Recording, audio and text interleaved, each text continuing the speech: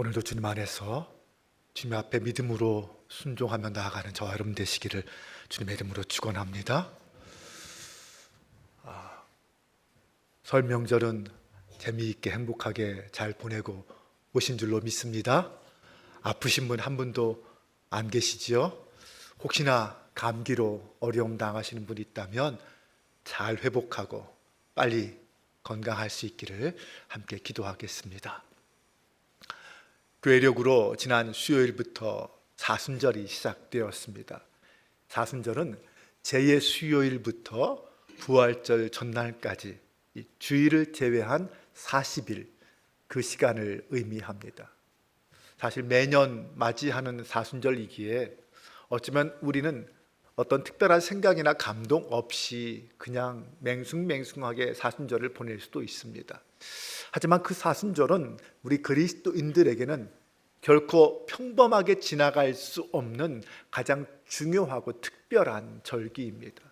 사순절은 내 안에 자아가 주인 노릇하던 그런 세상적 경제적 가치관을 내려놓고 하나님 중심의 삶으로 돌아가는 기간이 바로 사순절입니다. 그러므로 오늘날 소비 중심적 경제 구조와 즉각적인 만족을 추구하는 이 세태 속에서 이 사순절은 거룩한 불편함을 선택하는 저항적 영성입니다. 나라는 우상에서 벗어나 하나님과 이웃을 향해 시선을 돌리는 시기가 바로 사순절입니다.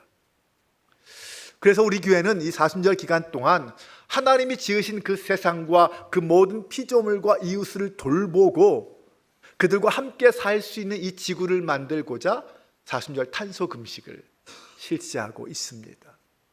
모든 성도들이 함께 마음을 모아서 이 거룩한 불편함인 사순절 탄소 금식에 적극적으로 참여할 수 있기를 주님의 이름으로 축원합니다. 아멘. 지난 주간 3일밖에 안 됐지만 사순절 탄소 금식에 참여하여 인증샷을 올리신 분이 두 분이 계십니다. 두 분께 진심으로 감사드리고 이번 주간에는 훨씬 더 많은 분들이 함께 사순절 탄소 금식에 참여하고 하나님의 은혜에 동참할 수 있기를 간절히 소망합니다. 사랑하는 여러분, 오늘은 배고픔이라는 단어로 오늘 설교를 시작하려고 합니다. 이 배고픔은 사실 우리 배의 문제만은 아니죠. 오히려 나이가 들수록 더 분명해집니다. 이 배는 어느 정도 채울 수 있습니다. 하지만 이 마음은 결코 쉽게 채워지지 않습니다. 젊을 때는 내가 열심히 일하면 되겠지, 끝까지 버티면 되겠지라고 넘어갈 수 있었습니다. 그런데 세월이 흐르면서 우리 안에는 또 다른 배고픔이 생깁니다. 자녀를 다 키워놓고 나서 찾아오는 허전함이라는 배고픔이 있고요. 우리의 관계가 얇아졌을 때 찾아오는 외로움이라는 배고픔도 있습니다. 또 무엇보다 큰 것은 몸이 예전 같지 않아서 생기는 이 두려움입니다. 병원에서 검사 결과를 기다릴 때 그 마음, 약은 계속해서 먹지만 그래도 통증이 계속 가시지 않을 때의 그 마음, 밤에 잠이 깨고 새벽이 점점 길게 느껴지는 그때의 마음. 여러분, 사실 그 자리는 우리 인생의 광야와 같은 자리입니다.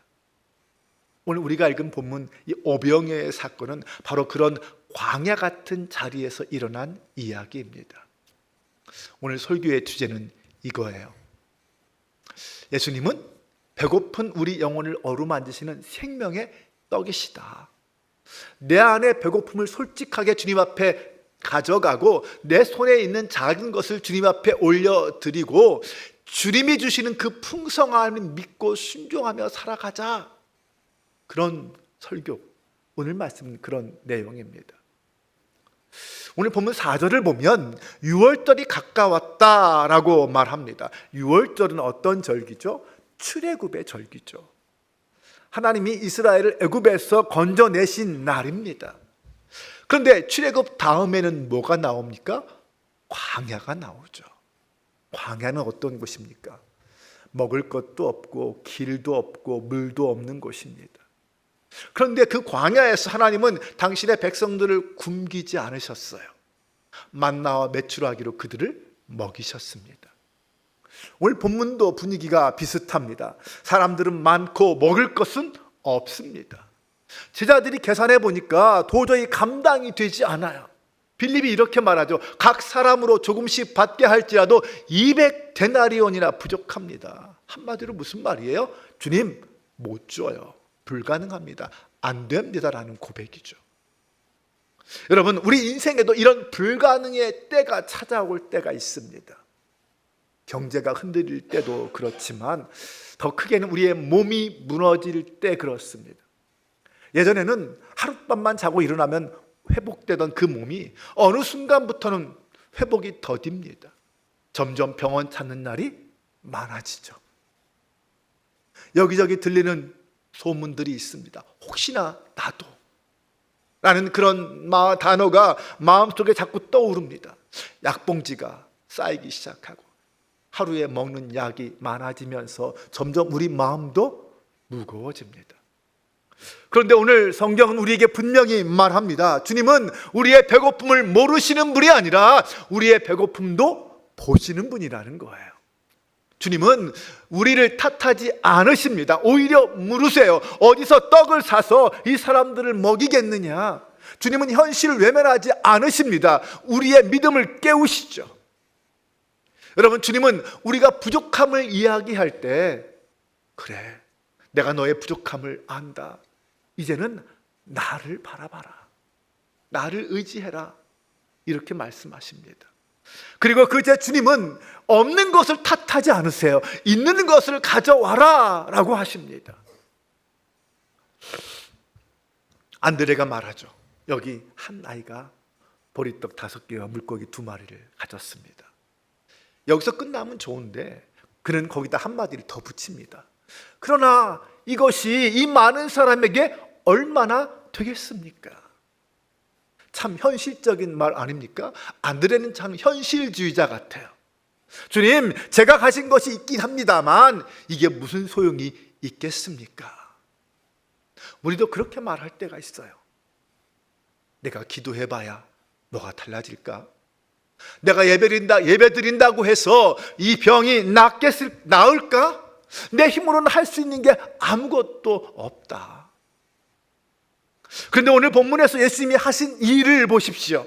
예수님 우리에게 더 가져와라, 더 찾아서 더 가져와라 라고 하지 않으셨어요. 예수님은 있는 떡을 그대로 가지시고 그것으로 감사 기도하시고 떼어 나누어 주셨습니다. 그리고 나니 모든 사람이 다 배불리 먹고도 12바구니가 남았어요.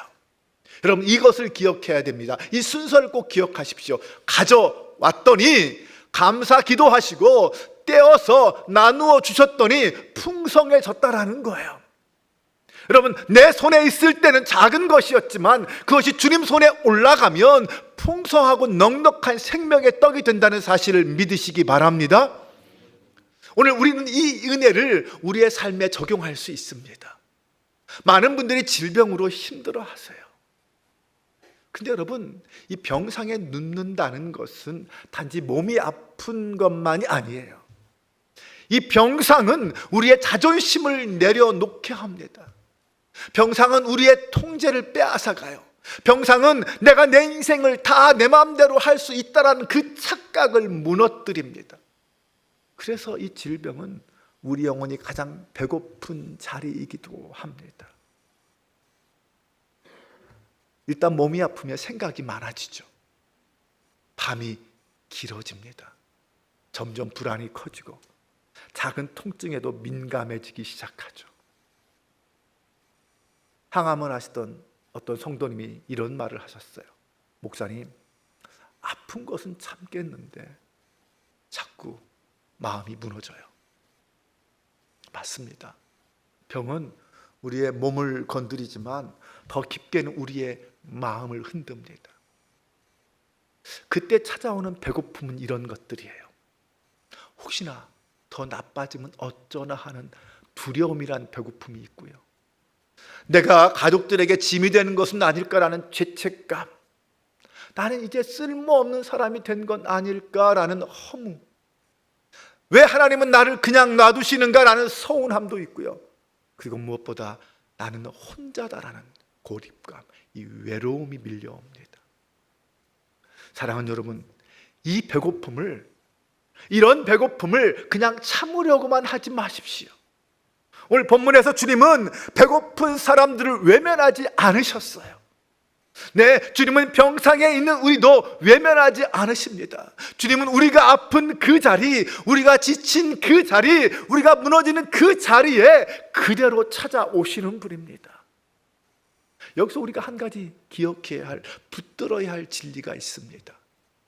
우리는 하나님께 기도하죠. 치유를 위해서 간구합니다. 네, 우리는 당연히 구해야 합니다. 우리 주님은 전능하신 분이시고 우리를 긍휼히 여기시는 분이기 때문이죠. 그런데 여러분, 성경이 말하는 치유는 보통 두 가지 모습으로 우리에게 찾아옵니다. 첫 번째는 몸의 치유예요. 상처가 낫고 회복되는 은혜로 찾아옵니다. 두 번째는 영혼의 치유, 두려움이 진정되고 마음이 주께로 붙들리는 은혜의 모습으로 찾아옵니다. 어떤 분에게는 이 두 가지가 함께 찾아오기도 하지만, 또 어떤 분에게는 몸의 회복은 좀 더딜 수 있지만 그 과정에서 그 마음이 주님께 붙들리는, 그래서 이상하게 내 마음이 평안해졌어요, 이런 고백이 나오기도 합니다. 여러분, 그 평안이 어디에서 옵니까? 우리 몸에서 오는 게 아니죠. 주님으로부터, 예수님으로부터, 생명의 떡이신 주님으로부터 옵니다. 주님이 내 영혼의 중심을 붙잡아 주실 때 우리는 똑같은 병상에서도 전혀 다른 사람이 될 수 있다는 거예요. 이 시간 병중에 있는 성도들에게 이 주님이 주시는 평안이 함께 할 수 있기를 주님의 이름으로 축원합니다. 이 오병이어에서 아이가 가지고 있었던 것은 거창한 것이 아니었어요. 작은 보리떡 5개와 물고기 2마리였습니다. 그 작은 것이 주님 손에 올라갔을 때 모두가 먹고도 남는 풍성함이 되었습니다. 그럼 병상에 있는 성도들에게, 우리에게 도시락은 무엇일까요? 어떤 큰 헌신이 아닐 수 있어요. 움직일 힘도 없을 수 있습니다. 그러나 그럼에도 그 병상에서 우리는 주님께 올려드릴 작은 것이 있어요. 주님, 오늘 나와 함께 해주세요라고 하는 그 짧은 기도 한마디가 우리의 도시락입니다. 주님, 오늘 하루도 주님께 맡깁니다라는 신뢰의 고백, 주님, 원방 대신 감사 한 가지를 드립니다라는 그 작은 감사의 도시락, 주님, 제 가족을 지켜주세요라는 중보의 기도, 또는 주님, 제 두려움을 주님께 맡깁니다라는 이 정직한 눈물일 수도 있습니다. 이것들이 우리가 주님께 드릴 수 있는 작은 도시락이에요. 그런데 여러분, 이것들이 작아 보이십니까? 우리 주님 앞에서는 결코 작지 않습니다. 우리 주님은 그 작은 것을 받으십니다. 그리고 그것으로 감사 기도를 드리시고요, 그리고 우리의 삶을 주님의 방법으로 떼어서 나누시고 우리와 우리 가족과 공동체를 살리는 은혜로 바꾸십니다. 이것이 주님의 사랑이에요. 우리가 아플 때 우리는 이런 유혹을 받아요. 주님, 낫게만 해주시면 제가 이것도 하고 저것도 하겠습니다. 이런 조건을 걸고 싶어집니다. 하지만 여러분, 복음은 거래가 아니에요. 복음은 관계입니다. 제가 항상 강조하죠. 신앙은 관계입니다. 주님은 우리를 사랑하시기 때문에 우리를 붙드시는 거예요. 주님은 우리가 완벽한 믿음을 보였기 때문이 아니라, 보였기 때문에 응답하시는 분이 아니라 우리를 긍휼히 여기시기 때문에 응답해 주시는 분입니다. 우리는 이렇게 기도할 수 있을 거예요. 주님, 저는 낫기를 원합니다. 주님이 고쳐주실 수 있음을 믿습니다. 그러나 무엇보다 주님, 제 영혼을 주님께서 붙잡아 주세요. 제가 주님을 결코 놓치지 않게 해주세요. 이 병상에서도 주님이 제 생명의 떡이 되어 주세요. 오병이어의 마지막 은혜는 남은 조각이에요. 12바구니가 남았죠. 이것은 우리 주님이 겨우겨우 먹여주시는 분이 아니라 풍성하신 분이라는 의미입니다. 병상에서도 마찬가지입니다. 우리는 때때로 내 인생은 이제 점점 줄어들기만 한다, 쪼그라든다라고 생각할 수 있어요. 하지만 우리 주님은 병상에서도 남겨지는 은혜를 베풀어 주십니다. 주님이 남겨주신 은혜는 뭐가 있을까요? 가족이 하나 되어 함께 기도하게 되는 은혜가 있어요. 관계가 회복되는 은혜가 있습니다. 교회와 성도가 서로를 돌보게 되는 은혜를 주시고요, 내 마음이 세상의 소음에서 멀어져서 주님께 가까워지게 하는 은혜가 있습니다. 살아있는 하루가 주님이 주시는 선물이라는 것을 새롭게 배우게 되는 은혜가 있어요. 저는 병상에 있는 분들로부터 이런 고백을 너무나도 많이 들었어요. 여러분, 이 은혜가 바로 남겨진 조각이에요. 주님은 고난을 미워하지 않으십니다. 그러나 그 고난 속에서도 은혜를 남기시는 분이라는 사실을 믿으시기 바랍니다. 사람들이 기적을 보고 예수님을 억지로 왕으로 삼으려고 했어요. 이분이면 우리는 이제 먹고 살 걱정 없겠다, 이분이면 우리 삶은 이제 편해질 수 있어. 그런데 주님은 그런 사람들을 피해서 홀로 산으로 물러가십니다. 왜 그러셨을까요? 예수님은 우리를 편하게 해주시는 왕이 아니에요. 십자가로 우리를 살리시는 구원의 왕이시기 때문입니다. 사랑하는 여러분, 우리도 신앙생활 하면서 주님을 혹시나 내 문제를 해결해 주는 그런 분으로 찾고 계시지 않습니까? 네, 분명 주님은 우리 필요를 아십니다. 그러나 더 큰 주님의 뜻은 우리의 영혼을 살리시고 우리를 하나님 나라로 인도하는 거예요. 예수님은 결국 자기 자신을 내어 주심으로 우리의 영혼을 살리시는 생명의 떡이 되시잖아요. 이제 말씀을 정리합니다. 오늘 주님 우리에게 주시는 결단이 있습니다. 우리 이 두 가지 결단을 했으면 좋겠어요. 첫 번째는 나의 배고픔을 숨기지 말고 주님께 가져가십시오.